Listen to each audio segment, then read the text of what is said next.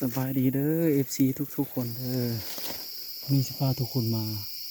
ยิงกระหอกเนาะหอกกินหมาก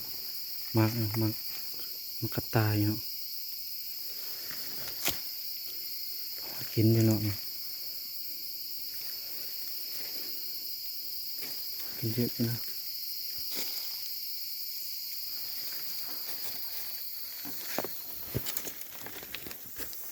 มันอยู่ข้างถึง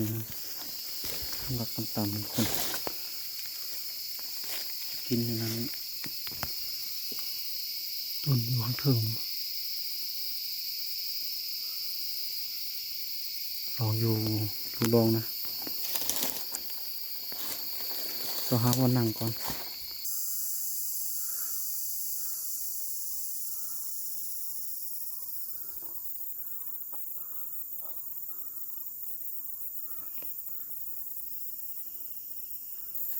เนาะคุณ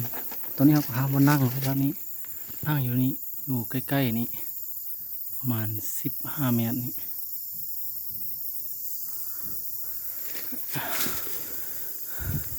ตอนขึ้นมาข้างทางยิ่งเลยนก2-3 ตัวครับนกน้อย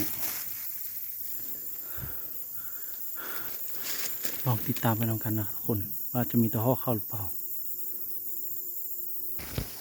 ทุกคนเมื่อกี้นั่งอยู่นกอีหยังบูฮูเนาะวินมาเนาะยิงตกไปแล้วพาทุกคนมาเก็บลูก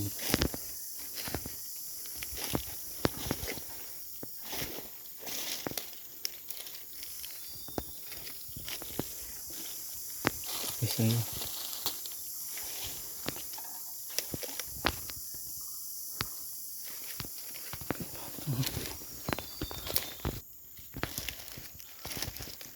ทุกคนเจอแล้วนะทุกคนตรงนี้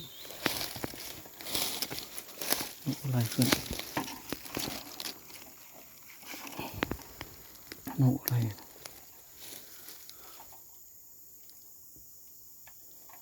มันชีน้อยหรือเปล่าไม่รู้นะ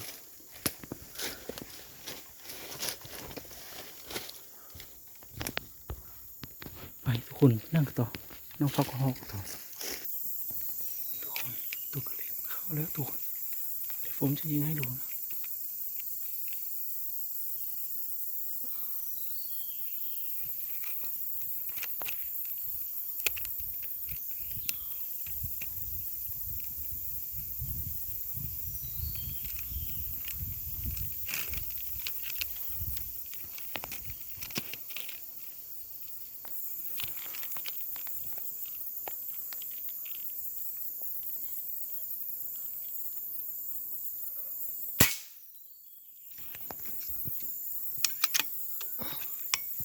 ไม่หล่นทุกคนหน้าไม้ก่อนใช่แล้ว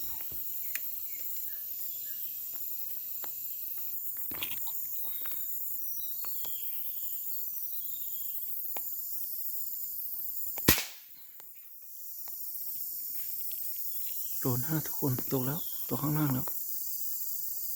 เป็นตัวกระเล็นนะทุกคนลองติดตามมันไปดูนะว่าจะมีกระหอกเข้าหรือเปล่าตอนนี้ก็5 โมงแล้วทุกคนตอนนี้ก็6 โมงปลายแล้วยังไม่มีกระหอกเข้ามาเลยรอลุ้นต่อไปทุกคนเมื่อกี้ยิงนกตัวนึงตกมีลูกนกอะไรนี่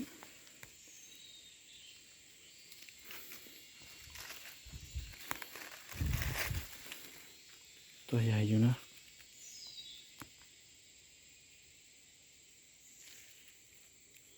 มันทุกคน